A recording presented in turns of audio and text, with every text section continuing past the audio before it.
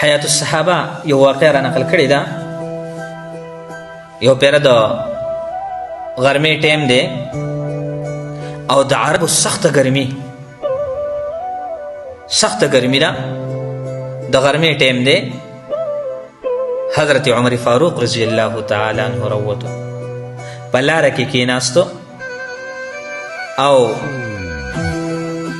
په دې نیت باندې کېناستو چې زه به چانه د مسلې تپوس وکړمه او ما به کور ته بوځي روټۍ دپاره. مقصد به مې روټۍ وي، بانه به مې مسله وي. ځکه وږی ما کور کې مې روټۍ نه وه. زما محترمو مسلمانانو، صحابو چې کله دین دپاره قربانۍ ورکړلې او نبی علیه الصلاة والسلام په لاسونو مبارکو باندې بیعت وکړو، اسلام قبول کو، نو بیا بعد صحابه کرام پکې ډېر زیات غریبانان شو. د الله د طرفه امتحان وي. عمر فاروق په لاره کې ناست دی، سخته ګرمي ده، د مانځه ټیم هم نه دی. په دې کې ابوبکر صدیق رضی الله تعالی عنه راغی. عمر ته وایي عمره څه شي راویستی؟ سخته ګرمي ده. عمره څه مسله ده؟ عمره د مانځه ټیم خو هم نه دی. عمر فاروق ورته وایي ابوبکر لوګې راویستی. ابوبکر کور کې مې روټۍ نه وه، لوګې راویستی ما، مې لاره کې به کښېنمه، چانه به د مسلې تپوس وکړم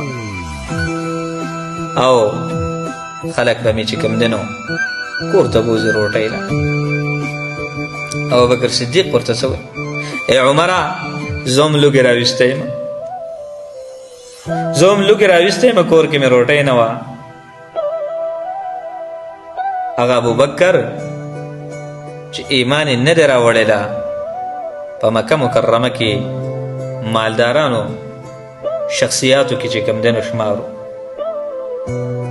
ابوبکر څه وایي؟ عمره زه هم لوګې راویستی یم، عمره کور کې روټۍ نه وه. په دې کې جناب محمد رسول الله صلی الله علیه وسلم تشریف راوړ. عمر ته وایي ابوبکر ته وایي ای زما صحابو، ای زما ګلانو، څه شي راویستی یې؟ سخته ګرمي ده، د مانځه ټیم خو هم نه دی، ولې په لاره کې ناست یې؟ ابوبکر صدیق عمر فاروق خاموش دی، غږ نه کوي. نبی علیه الصلاة والسلام ته چرته کې تکلیف میلاو نشي. بیا ورته وایي ابوبکر عمر څه مسله ده ووایه راته که نه. د الله رسول درېیمه پیره بیا وویې چې څه مسله ده ووایه راته. ابوبکر صدیق عمر فاروق وی د الله رسوله دروغ درته نشو ویلی، خو د الله رسوله لوګې راویستي وو، کور کې زمونږ روټۍ نه وه، لوګې راویستي وو. مونږ ویلې لاره کې به کینو، چانه به د مسلې تپوس وکړو، خلک به مو روټۍ له بوځي. د الله رسول صلی الله علیه وسلم وفرمایل ای ابوبکر، ای عمر، په الله مې دې قسم وي زما کور کې هم روټۍ نه وه، زه په دې نیت رالمه چې ما هم څوک ځان سره روټۍ له بوځي.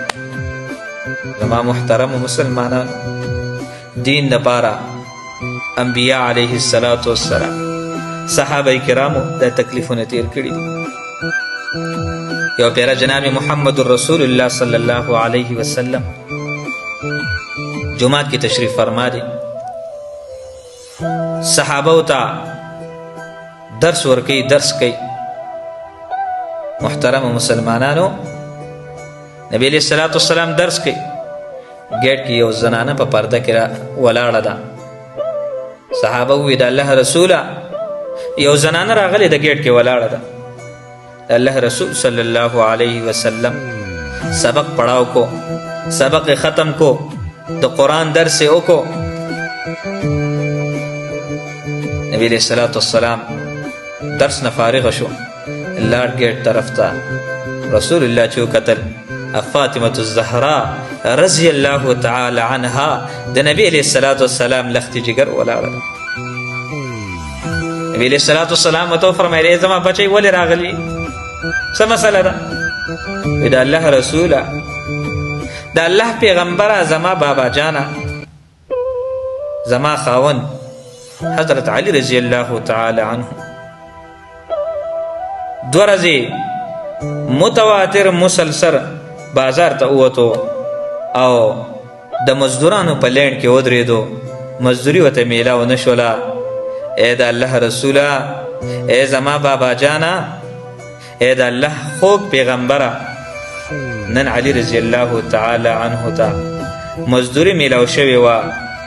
وربشې پې واخیستلې، کور ته یې راوړلې، ما تې ککوړی پوخ کو.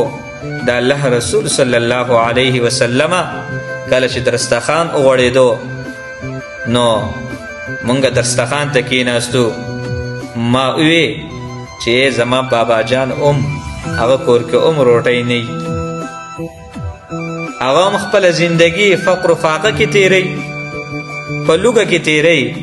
ای علي داسې چل به وکړو چې دا ککوړې به 5 ځایه کړو، یو ځای به ستا شي، یو ځای به زما شي، یو ځای به د حسن شي، بل ځای به د حسین شي. دا 5مه ټوکړه چې کوم دا به زه خپل بابا جان له ویسم. ای د الله رسوله زما بابا جانه، دا ټوکړه مې تاسو له راوړې ده. نن زما خاون حضرت علی رضی الله تعالی عنه ته مزدوري میلاو شوې وه، ککوړه مې ترې پوخ کړی، وربشې راوړې وې، ککوړه مې ترې پوخ کړی، دا ټوکړه مې تاسو له د روټۍ راوړې ده. جناب رسول الله صلی الله علیه وسلم خپل لخت جگر حضرت فاطمه الزهرا رضی الله تعالی عنها ته ووی ای بچی 3 ورځې شولې چې ما روټۍ نه ده خوړلې، کور کې زمونږه چوله نه ده بل شوې. زما محترم مسلمانانو دین دپاره دا قربانۍ چې کوم دی پیغام